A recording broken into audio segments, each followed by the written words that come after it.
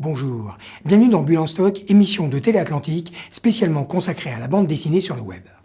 Que vous soyez amateur de policiers, de science-fiction, de gags désopilants ou de voyages, restez bien avec nous, vous êtes à la bonne adresse. Voici donc, à l'aide des éditeurs qui nous ont donné leur confiance, la sélection de bandes dessinées que je vous ai préparées. Le bestiaire. Chasseurs, pêcheurs, dresseurs, bêtes de tout poil. Cerf n'épargne personne. Ces dessins scrutent avec une précision diabolique les rapports que nous entretenons avec les animaux, ou qu'ils entretiennent entre eux, au moyen d'un humour corrosif, parfois très noir, soulignant avec une éloquence muette les travers de notre société, notamment l'absurdité et la cruauté de la chasse. Blanche-Neige. Les frères Grimm auraient trouvé un livre racontant la vie de Ottilie et en auraient tiré leur conte Blanche-Neige que cela ne leur aurait ôté aucun mérite. Une belle et jeune écuyère qu'ils transforment en une véritable sorcière, un géant, un ours, des enfants égarés et un nain. Et qui sont d'ailleurs les vrais sept nains de leur conte dans ce coin d'Allemagne de la fin du XVIIIe siècle? Chimère 1887. Paris 1887. La jeune Chimère est soupçonnée du meurtre sauvage de l'une des pensionnaires de la Perle pourpre. Elle se retrouve enfermée à Saint-Lazare, un terrible établissement, craint de toutes, réservé aux détenus et aliénés de la pire espèce. Mais la jeune fille a des révélations à faire. Les mystérieuses Cités d'Or. Le grand retour de la série mythique des années 80. Tous les fans l'attendaient.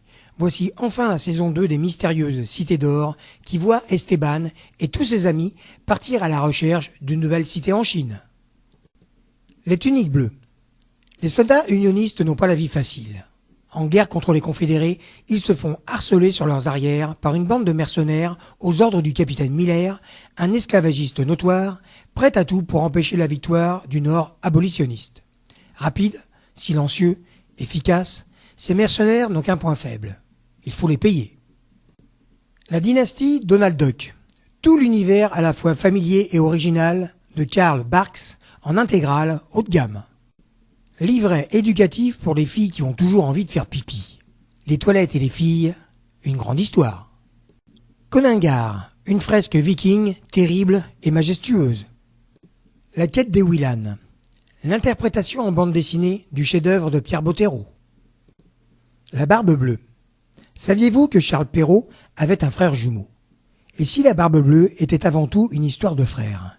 Des jumeaux, eux aussi.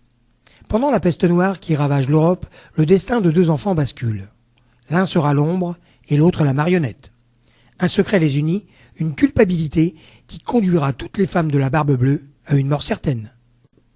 Le bleu est une couleur chaude. La vie de Clémentine bascule le jour où elle rencontre Emma, une jeune fille aux cheveux bleus qui lui fait découvrir toutes les facettes du désir. Elle lui permettra d'affronter enfin le regard des autres. Un récit tendre et sensible. Le guide du chocolat. Enfin un guide pour les fondus de chocolat.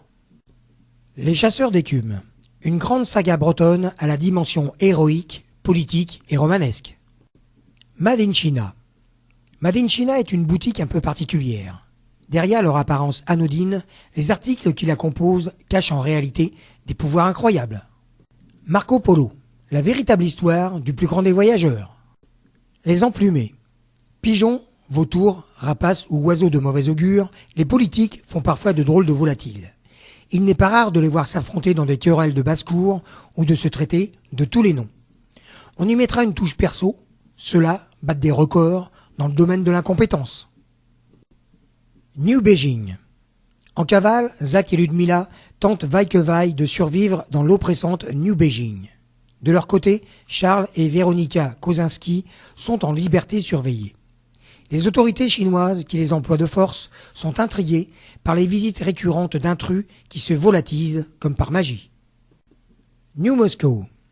Sous la menace de mafieux peu scrupuleux, Féodosia doit à tout prix récupérer les capsules de fusion noire de la part du professeur Paskevitch dont elle est sans nouvelles. Ce dernier, alors enfermé à la prison impériale de Saint-Pétersbourg, a été libéré par Zach. En effet, l'actuel PDG de la surpuissante Kosinski Inc. souhaite le mettre à contribution pour retrouver la dimension originelle, celle qui n'a pas été altérée et dont toutes les autres dimensions découlent, la première de toutes les réalités. Pinocchio. Paris, 1875. Adoptée par Gaston, le gardien de l'Opéra de Paris, Louise est une petite fille à l'imagination débordante. Sans cesse, elle invente des histoires incroyables pour expliquer à son père qu'elle a manqué l'école, avec la fâcheuse tendance à se gratter le nez à chacun de ses mensonges. Serait-ce en cette jeune fille que Carlo Collodi, un ami de Gaston, aurait trouvé l'inspiration pour son Pinocchio? Godefroy de Bouillon, seconde partie. Quand une pièce de théâtre devient prétexte au rejet d'un adolescent devenu bouc émissaire. Stalingrad Chronica, seconde partie. Une équipe de tournage soviétique confrontée au péril de la bataille de Stalingrad. Tib et Tatoum. Tib est un petit garçon qui vit au sein d'un clan pendant la préhistoire. Il est affublé d'une tache de naissance sur le visage, alors tous les enfants se moquent de lui. Heureusement, il a trouvé le copain idéal, un dinosaure tout rouge, Tatoum. Titeuf, 20 ans. 1993-2013. Depuis sa création, il y a 20 ans, Titeuf s'est imposé comme une exceptionnelle réussite, avec plus de 20 millions d'albums vendus, des traductions dans plus de 25 langues, des séries animées à la télévision, un long métrage au cinéma, etc. Zep, le créateur de Titeuf, a révolutionné la façon d'aborder et de traiter l'enfance dans le champ éditorial. Trajectoire. 1963. Par sa passion pour l'automobile et son talent, Vincent est en train d'accéder à son rêve, devenir pilote automobile. Simple mécano, il a su se faire apprécier par son riche employeur, le comte Despérets, qui met tout en œuvre pour faire partie des constructeurs vainqueurs en course d'endurance. Une loyauté sincère s'est tissée entre les deux hommes, mais celle-ci est troublée par Carole, l'amie du comte. La vie, comme la course automobile, est jalonnée de surprises, de déceptions et de drames. Bulle en stock est maintenant terminé. Un grand merci à tous les éditeurs qui nous font confiance pour promouvoir les bandes dessinées de leurs artistes. Merci de votre attention, bonne lecture, à très bientôt sur Télé Atlantique pour une prochaine émission de Bulle en stock.